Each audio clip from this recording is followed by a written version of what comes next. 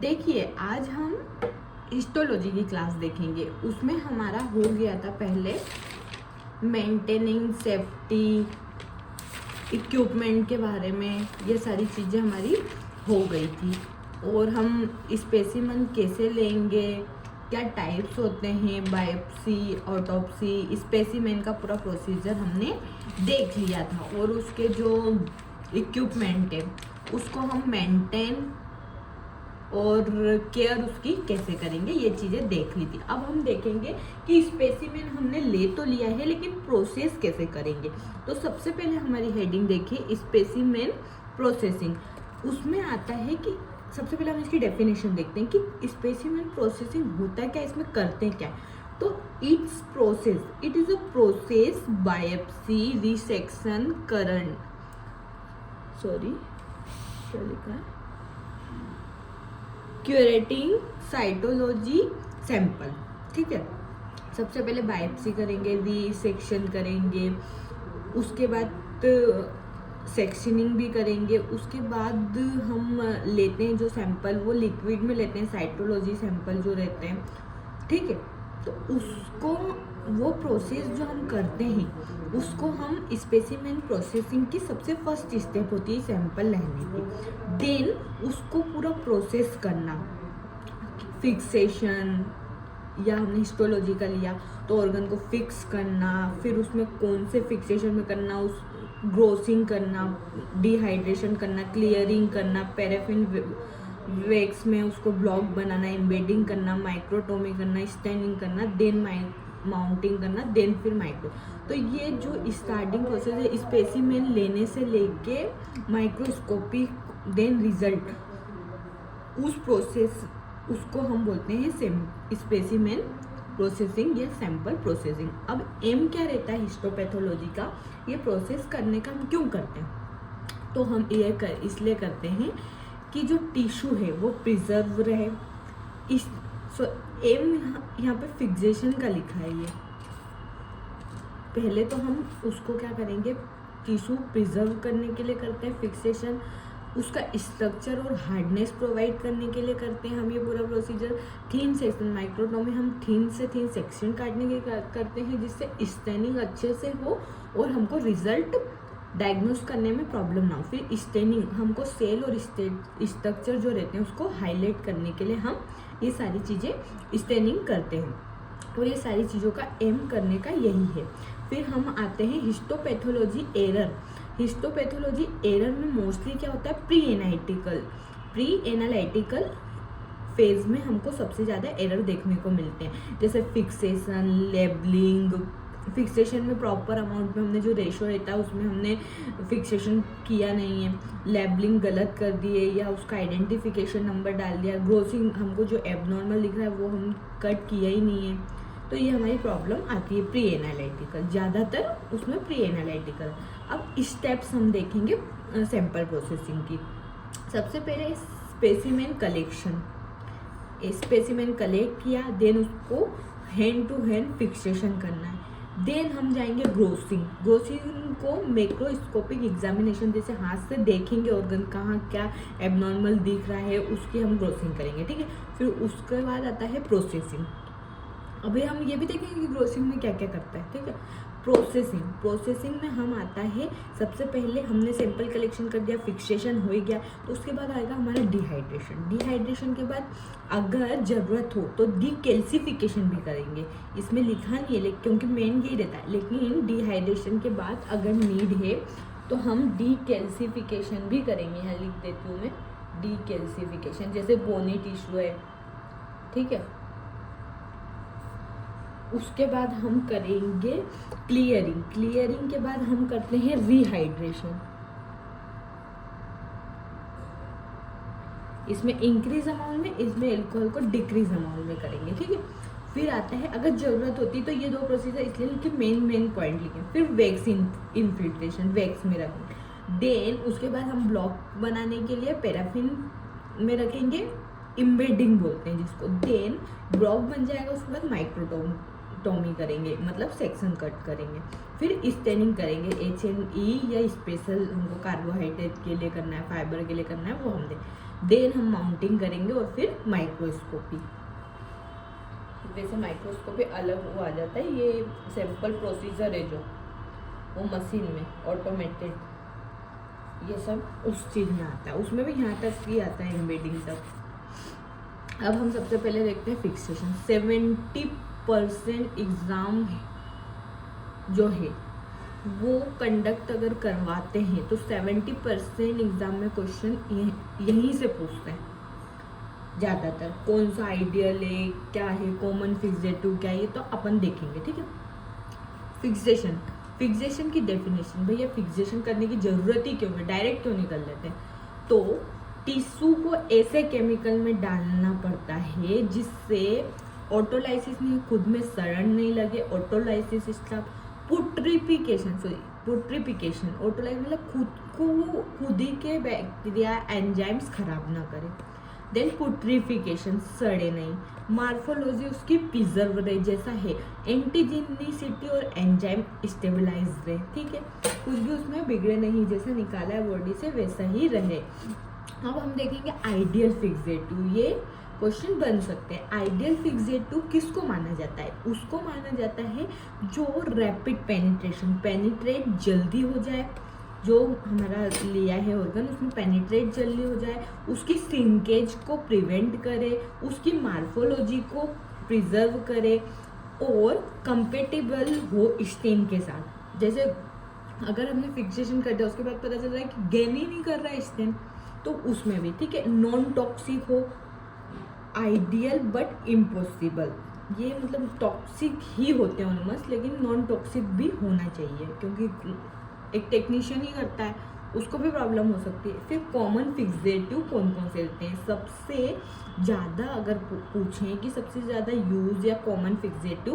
कौन सा है, तो उसमें 10% न्यूट्रल बफर्ड फॉर्मेलिन आएगा या 10% फॉर्मेलिन, ठीक है, NBF जिसका।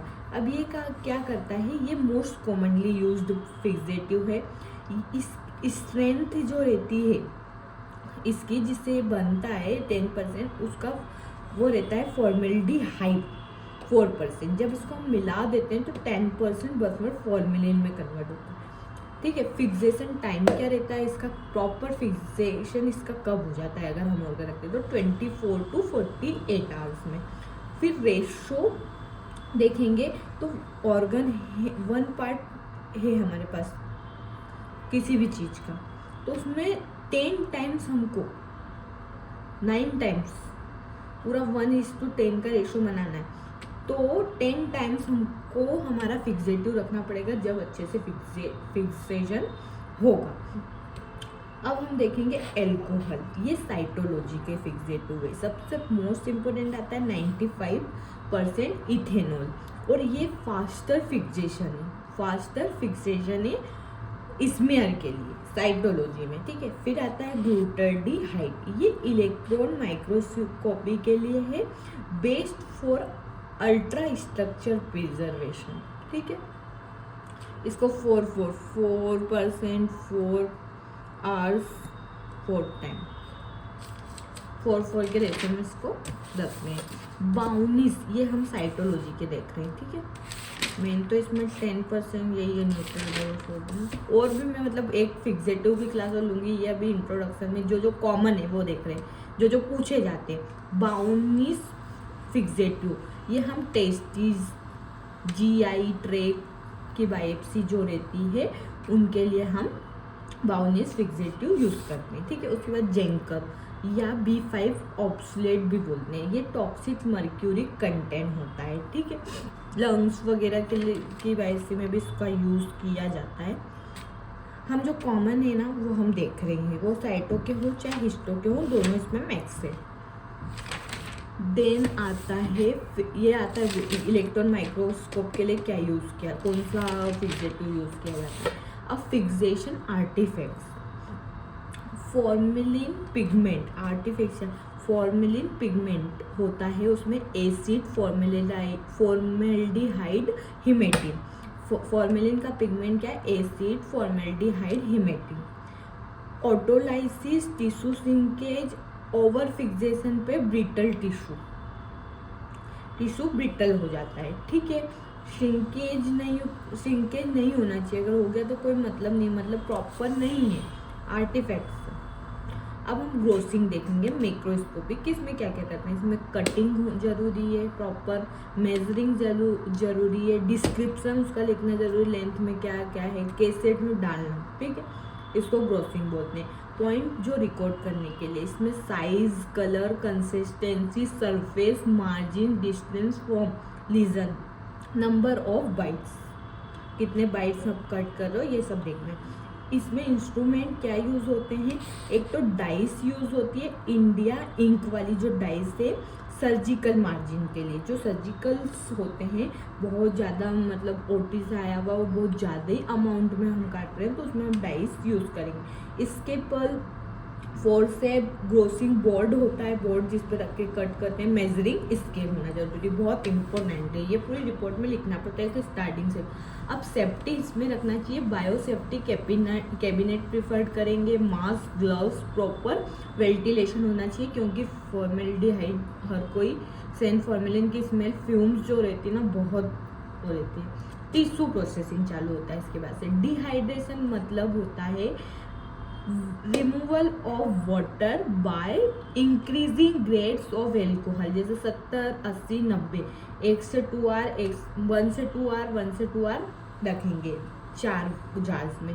देन आता है क्लियरिंग एजेंट, कौन सा, और क्लियरिंग क्या होता है, मोस्ट कॉमन तो क्लियरिंग एजेंट जाइलिन है, उसके अलावा क्लोरोफॉर्म जो कि नॉन टॉक्सिक, और फ्लोरोटालुरिन।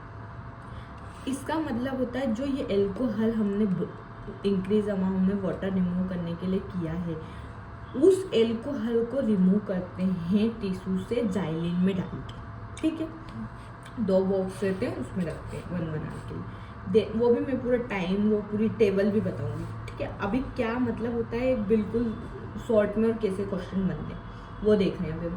पैराफिन वैक्स इनफिल्ट्रेशन, इसके बाद हम करते हैं टिश्यू को मोल्टेन वैक्स, इसके बाद हम रिहाइड्रेशन भी करते हैं, जरूरत होती तो डिकैल्सिफिकेशन भी करते हैं, वो सब मैं एक पूरा चार्ट बना के उसमें समझाऊंगी।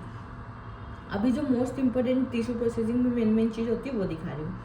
पैराफिन वैक्स इनफिल्ट्रेशन में होता है टिश्यू को मोल्टेन वैक्स, मतलब 56 to 58 डिग्री सेल्सियस होता है उसका मेल्टिंग पॉइंट, उसमें हमको टिश्यू को डालना होता है 1 to 2 आवर के लिए।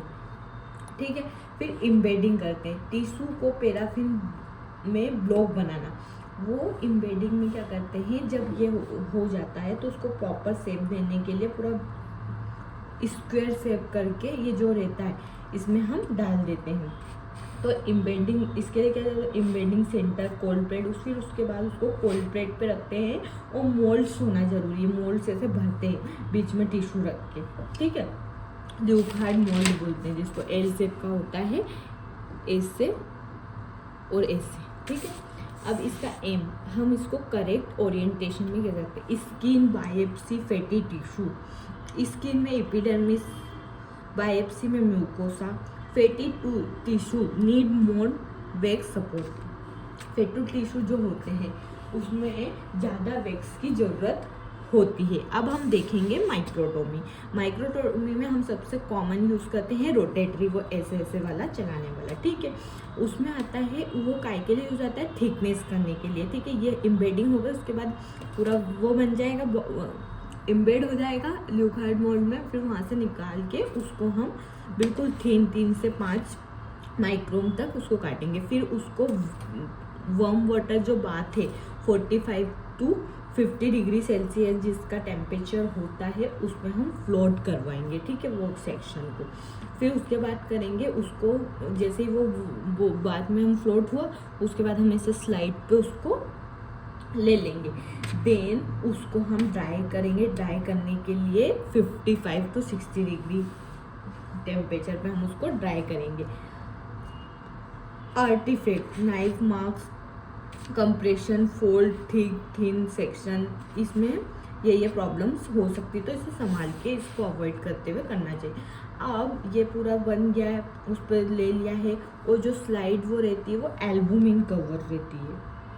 ठीक है, वो भी मैं बताऊंगी। अभी मैं बस ये बता रही हूँ कि क्या क्या होता है कुछ भी वो से, वो क्वेश्चन कैसे बन जाते हैं। ठीक है, ऑलमोस्ट प्रोसीजर मैंने बता दिया, लेकिन और डीप में इसके लिए टेबल से समझेंगे तो ज़्यादा बेस्ट रहेगा। अब स्टेनिंग प्रोसेस HNE होती है हिस्टोपैथोलॉजी में ज़्यादातर। तो हम हिमेटोक्सिलिन में क्या होता है, nucleus blue and purple colour का स्टेन होता है, और ये क्या होती है, हिमेटोक्सिलिन बेसिक डाई होती है। ठीक है, उसमें हमको रिक्वायरमेंट जो रहती है, मॉर्डेंट जो होता है, मॉर्डेंट होता है एलम या आयरन। ठीक है, इओसिन होता है, फिर ई का मतलब इओसिन, ये स्टेन करता है साइटोप्लाज्म को, जो कि पिंक कलर का दिखता है, और ये एसिडिक डाई होता है। और एसिडिक डाई किसको करेगी, बेसिक को करेगी, और बेसिक डाई एसिडिक कंपोनेंट को स्टेन करेगी। ठीक है, क्योंकि न्यूक्लियस हमारा एसिडिक है और साइटोप्लाज्म हमारा बेसिक है, इसलिए अपोजिट होता है। अब स्टेप हम क्या क्या करते हैं, डीपैराफिनाइज करते हैं जाइलिन के द्वारा, हाइड्रेशन करते हैं एल्कोहल और वाटर से, फिर हिमेटोक्सिलिन करेंगे, देन बलिंग करेंगे एल्कलाइन वाटर से, फिर इओसिन करेंगे, फिर डिहाइड्रेशन करेंगे, फिर क्लियरिंग और फिर मोल्टिंग। ये हमारा पूरा स्लाइड का प्रोसीजर है। ठीक है, अब स्पेशल कुछ स्टेन होते हैं जिनका कलर कैसा आता है ये देख लेते हैं। कार्बोहाइड्रेट होता है जिसके लिए पास स्टेन होता है, उसमें कलर आता है मेजेंटा कलर। फिर एम्लॉइड होता है Congo red, Apple green colour का आता है। एसिड फास्ट बेसिलाई जेडेन के लिए होता है रेड बेसिलाई करके आता है। कॉलेजन मेसोन ट्राइकोम होता है, उसका result blue and green colour का दिखता है। रेटिकुलम सिल्वर स्टेन होता है और ब्लैक कलर का दिखता है। पूछ सकता है कि ब्लैक कलर का रिजल्ट कौन से स्टेन करने को होता है और क्या कंपोनेंट देता है, जैसे रेटिकुलम क्या देखने के लिए। आयरन के लिए पर्सन ब्लू करते हैं और ब्लू कलर दिखता है। फंगस के लिए हम GMS स्टेन करते हैं जो कि ब्लैक कलर का दिखता है। ठीक है, इंपॉर्टेंट लिखे हैं, और इनके भी स्टेनिंग कैसे है, क्या क्या प्रोसीजर है, क्या क्या इनमें रिएजेंट रहते हैं, ये भी बताऊँगी। फिर आखिरी प्रोसीजर होता है माउंटिंग, DPX करते हैं या कैनाडा बाल्सम करते हैं। फिर कवर स्लिप लगा के स्लाइड को सील करते हैं, प्रोटेक्ट करते हैं, फिर हम दे देते हैं उसको टिश्यू के लिए। प्रोटेक्ट करके टिश्यू उसमें जमा भी देते हैं, और फिर या माइक्रोस्कोपी के लिए देते हैं पहले तो। फिर क्वालिटी कंट्रोल इन हिस्टोपैथोलॉजी, प्रॉपर फिक्सेशन टाइम होना चाहिए, क्या क्या वो रखना चाहिए। टिश्यू प्रोसेसर की QC देखते रहना चाहिए। पैराफिन क्वालिटी कंट्रोल मतलब उसमें देखना चाहिए। पैराफिन टेम्परेचर मॉनिटरिंग करवाना चाहिए। रूटीन स्टेनिंग कंट्रोल होना चाहिए। सेक्शन थिकनेस चेक करना चाहिए। डॉक्यूमेंटेशन प्रॉपर होना चाहिए। स्लाइड लेबलिंग जो रहती है उसको प्रॉपर रखना चाहिए। प्री एनालिटिकल एरर चेक करते रहना चाहिए। बायोसेफ्टी में क्या करते हैं हम, 1% सोडियम हाइड्रोक्लोराइड फॉर स्पिल्स। ठीक है, फ्यूम कंट्रोल के लिए फॉर्मेलिन। PPE कंपलसरी करना चाहिए। साफ डिस्पोजेबल होना चाहिए। 1% सोडियम हाइड्रोक्लोराइड क्या करना चाहिए, जैसे क्लीनिंग के लिए यूज होता है। ठीक है, प्रॉपर वेंटिलेशन वाला सिस्टम होना चाहिए रूम जो होता है। हिस्टोपैथोलॉजी स्पेसिमेन रिजेक्शन क्राइटेरिया में रिजेक्ट कर देते हैं।